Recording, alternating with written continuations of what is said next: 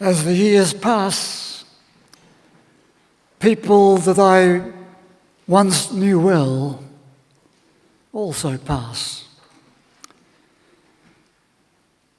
I find that only one person from my secondary school years has remained in contact. I'll call her Ilse. Some time ago, our paths crossed. And she asked me how I ever got involved in religion. In our school years, way back, religion was never an item of interest. Of course, the school set aside one session per week for religious instruction, and ministers from the region were imported to give that instruction in that 45-minute session. For every person in the class, it was a session of boring irrelevance. And invariably, the ministers making their weekly appearance made the institutional church something that should be avoided at all costs. And so it was. So then these later years, this Ilse asked me, how ever did you get involved in that, in religion? She and her brother and her parents soared to the good heights of educational and academic achievement. But religion, she said, religion was never part of our family tradition or interest. She knows well that I have no interest in what the Prime Minister called the Come to Jesus talk. She knows that I have no interest in those expressions of religion out there, and I have no enthusiasm for so many aspects of what you might call mainstream religion. I've long since closed my book on so many conventional religious beliefs, on the theological deceptions and dementations of the Christian churches. So the question, why have I got mixed up in that? Let me turn to another conversation with a different person. Call her Jessica. I met her only once, but she quickly told me her story. I used to go to church, made some good friends for a while, but they moved on. And the others that were remained, I had no time for them. So I moved on. I never go near the place these days. 16 years ago, since I stepped inside the church. So I suppose I once thought religion ought to be important, but I've grown out of it, or grown beyond it, or maybe I was just not into it at all.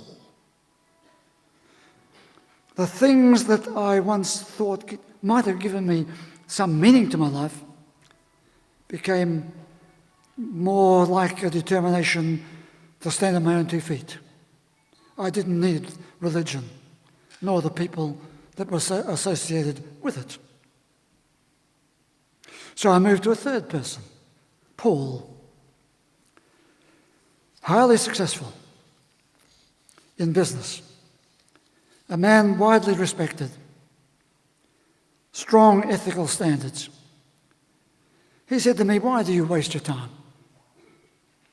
All that religious stuff. He said, I've got more important things to do. Surely you have too. And so, the church and religion has nothing to do with him, nor his family. He said, of course we used to turn up for the religious services at the schools, but as soon as those services were over, we never talked about them. They were stupid, they were irrelevant, and they were embarrassing. And then there's another person, the fourth one, the last, Joseph. He attended a Catholic school in Sydney. What a joke, he said. What a joke. We never go to Mass except for funerals. There's nothing in religion for me these days. I doubt if there ever was. My parents thought it was important, but they gave it up too as they grew older. So I've been asked to give this address today on our religious experience. And I've been asked to speak about it psychologically and theologically. And I've given you the comments of 4 people, all of them rejecting things religious, all of them placing themselves outside religious experience, all of them saying that in their psychological health and mental health and well-being, religion has no part. And in this they are like vast numbers of people throughout our society, old and young. So alongside of those comments from those 4 people, I have these words from the Scriptures today. In the context of wide human experience, Ezekiel said, I felt a spirit lifting me. A new spirit lifted me and carried me along, and I went full of exaltation. What did he mean by that? This last week, I was required to attend a school play, a whodunit drama, in which one granddaughter of mine was playing a major part. The play depicted real life, people hating and loving each other, people locked in jealousy and fear, people troubled by an unseen problem, hidden from their view, or at least not ready to see what was hidden from their view, and yet there it was in the room with them.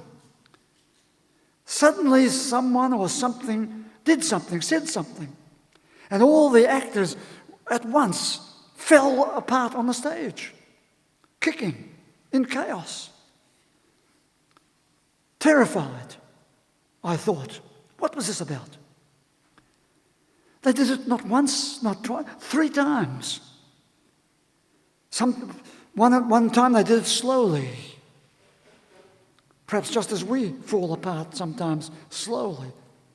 But on the other occasions, it all happened with a sudden. Chaos suddenly broke around them. And to confuse matters, we discovered it was true to life. It was a play within a play. And I'm told it was the theatre of the absurd all over again that we heard about several decades ago. Nobody knew what was happening. Each with their own private needs, hiding their fear and hate of each other. Even the observers within the play suddenly found themselves being sucked into the play, a real life situation, don't we know it, where people should stay out of the conflict, should stay out of the conversation, but they couldn't resist being involved. And in they went, and the result was everybody falling apart in a crazy state of repetitive chaos. A mixture of relationships where personal victories could suddenly become collapse into tragedy and defeat. And in the demand for a solution, even the detective who was called in to find out what was happening missed the body that was lying under the sofa. In trying to make sense of the situation, we all might miss, as it were, the body lying under the sofa. We all might miss the mystery. And instead we collapse into infectious disharmony, as they did. Everyday life can be like that. In our various experiences of chaos, we can miss the moment. when a good mystery might unfold. And we get a glimpse of what it means, what it could mean, the meaning of it. We see ourselves being challenged to get up from the stage, get up from our conflicts, and listen to a word such as Ezekiel in the passage from the scriptures I read today. Son of man, stand upon your feet, and I will speak to you. So you're our religious experience. We can be so preoccupied with what's happening all around us out there in the play of life that we miss the mystery and we miss the meaning of it. We might even denigrate the importance of it. So we make our mistakes. But will we listen for the moment of recovering from our mistakes? Will we, as it were, become made new? The mystery of life is made up of so much chaos for all of us. But will we find the courage to search for the meaning of it? We can get stuck, we do get stuck with our situation, where even our memories turn sour and we fall on the stage unsure if we're angry or grief-stricken or lost or depressed or desolate, and refusing to see the light that was shining there for us that could change everything. So it is into such life situations that we wonder, what has our religious experience got to do with it? Now, the religious experience can be something to do with going to church. But is that all it is? Surely something more than that. This week, I stood beside two coffins. And I heard the respective families do the important things for such occasions. From all the machinations and chaos of life out there on the big wheel of life, and through all the personal mix-up of their moments, who was she? What was important to her in her life? What were the great influences? Was she an elevating influence in the lives of others? Or was she lost on the big wheel of life? What did she do to bring some comfort, some coherence to the chaos of existence? Was she ever engaged in a religious experience? And how did it affect her? How did it affect the others on her stage, where kindness and courage inevitably get tangled with conflict and chaos? As we walked up Collins Street, leading the hearse, leading the funeral procession, my assistant said, "Do you know, people might get annoyed that we are holding up the traffic." And I replied something like this. I said, in a busy city like this, people can easily believe that their place on the stage is the only thing that's important to them. So they want to rush and get to their destination. But at times of honouring our dead, we ought to say to them, to the whole world in fact, there are things in a city's life that call out to be honoured. What is really important? If we're too busy to honour the life and death of people who once walked with us. So yes, we paused and heard their stories. What was important to them in their life? And I ask you, as you try to make proper sense of the chaos in your life, on your stage, can you identify your religious experience that is significant in your life?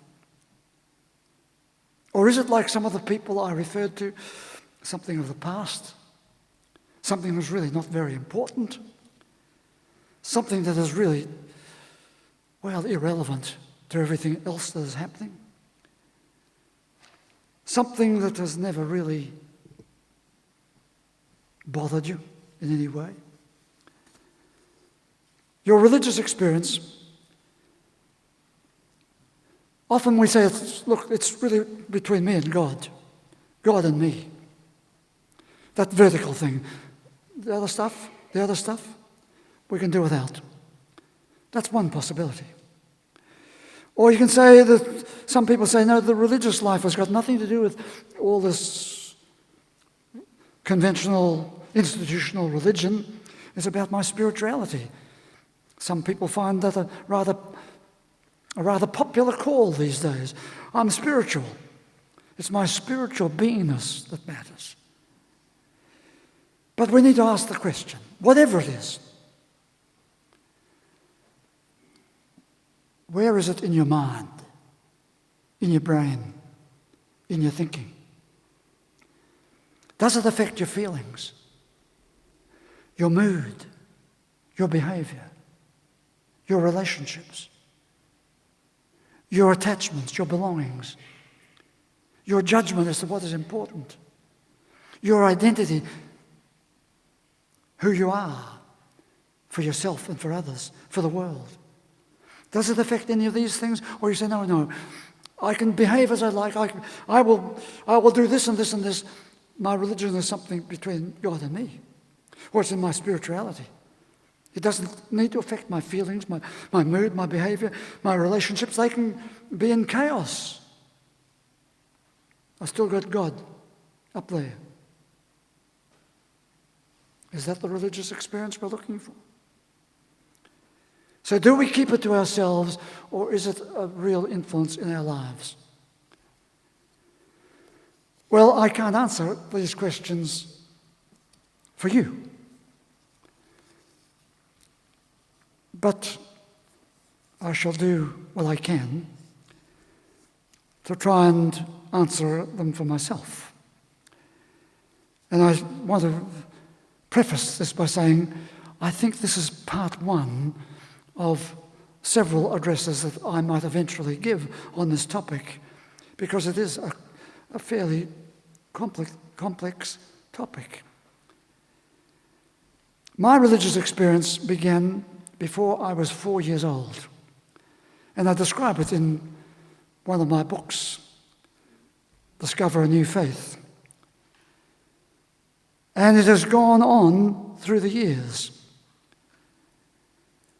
I tell you this because I want you to know that it didn't stop back there. It needed to evolve. It needed to go through various phases. And I'm pleased to say I did not stay with my religious experience way back there, or there, or there. Relevant perhaps to that particular time, but no longer relevant to my contemporary situation. So having said that as a preface, I'm going to today put before you 5 things that go to make up my current religious experience. Number 1, I am continually exhilarated by the ongoing enlargement of my searching of the human scene, its pathology and its healing, its desert experience and its searching for hope, its unraveling chaos and its unfinished restoration. I am involved every day in this exhilarating task, finding people enlarged, myself enlarged, by this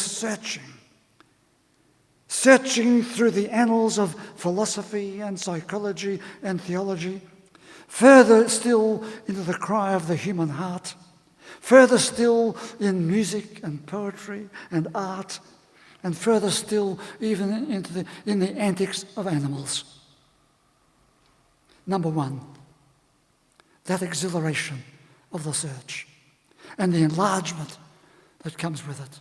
Number two, my religious experience keeps me in empathy with the elevation of the human zone. The elevation. You see, we all know it is so easy to fall in a mess on the stage and become part of the mess, capsized by unmanageable fears, absorbed in our hate, lost in our own needs and demands, and missing the important events, sometimes hidden on the stage of our life. Our gift is the open pathway to elevate the human spirit and the human zone. I've often been taken by the words of Charles Darwin. Charles Darwin, writing on one of his journeys about the primeval forests, which were untouched by the hand of anyone.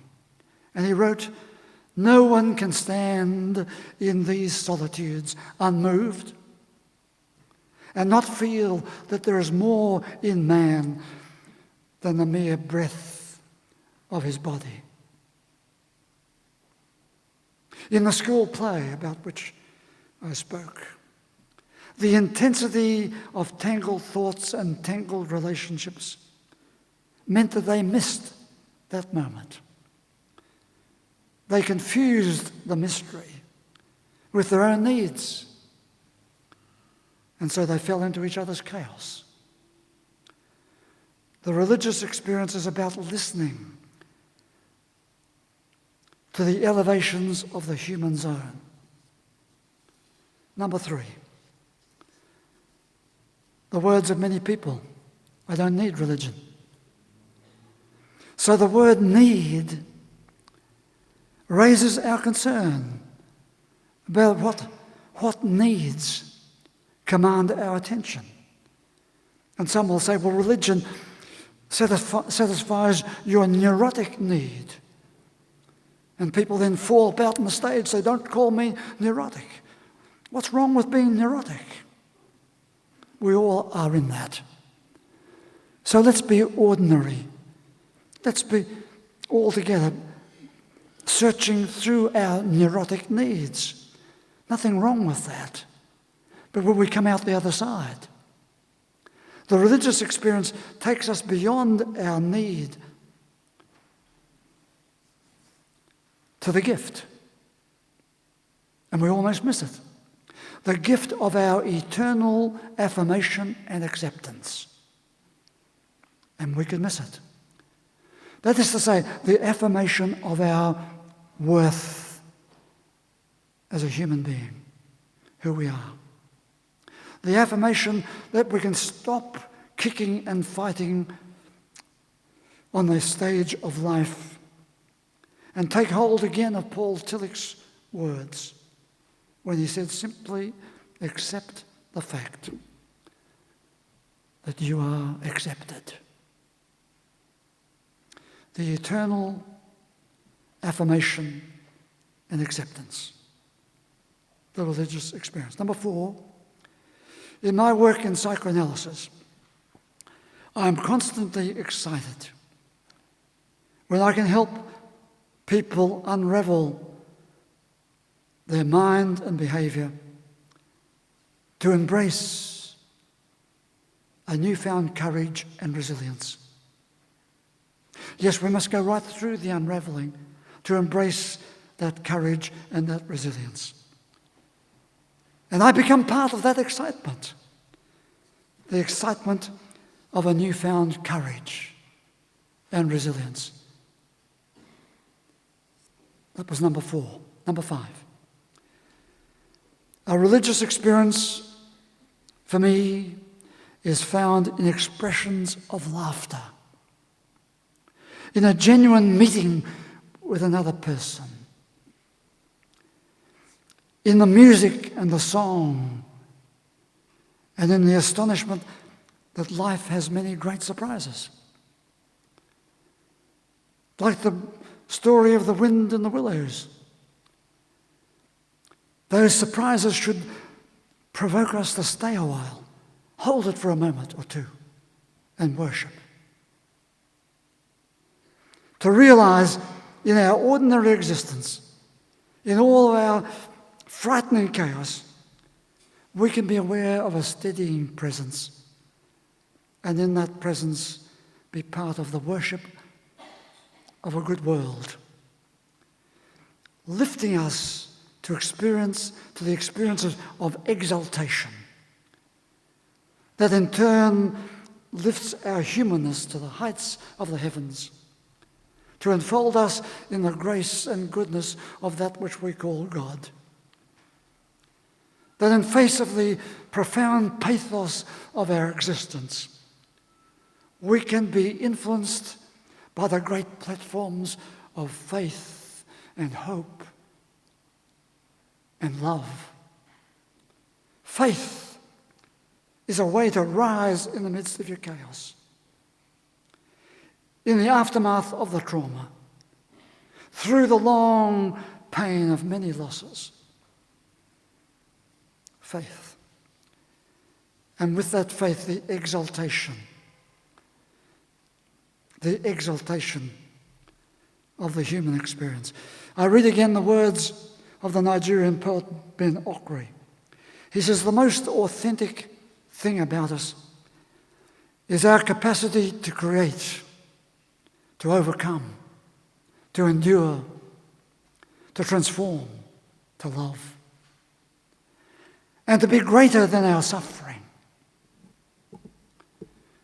We are best defined by the mystery that we are still here, and we can still rise upwards, still create better civilizations, that we can face the raw realities, and that we will survive the greater despair that the greater future will bring.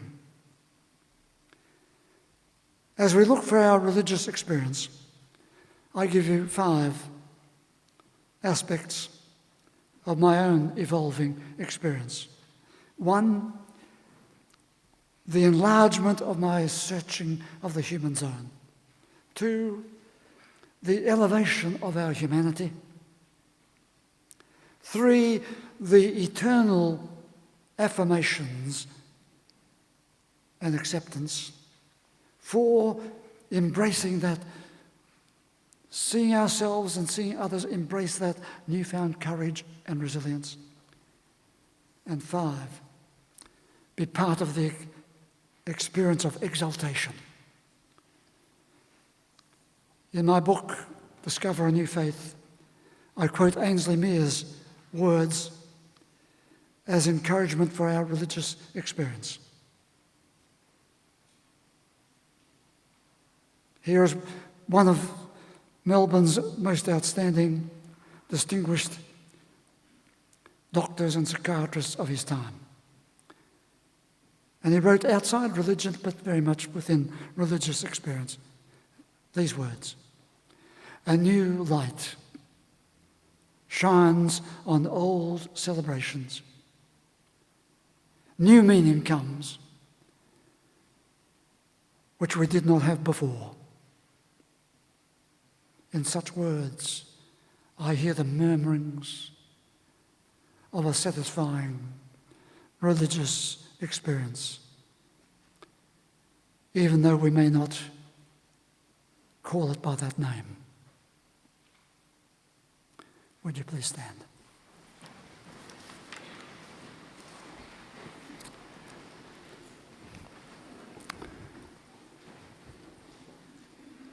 Part of the gift of life is the sacrament, and it is part of the religious experience. I invite you to be open to that possibility, to be open to the sacrament of life and the sacrament of the bread and wine of the ages. We sing the communion hymn.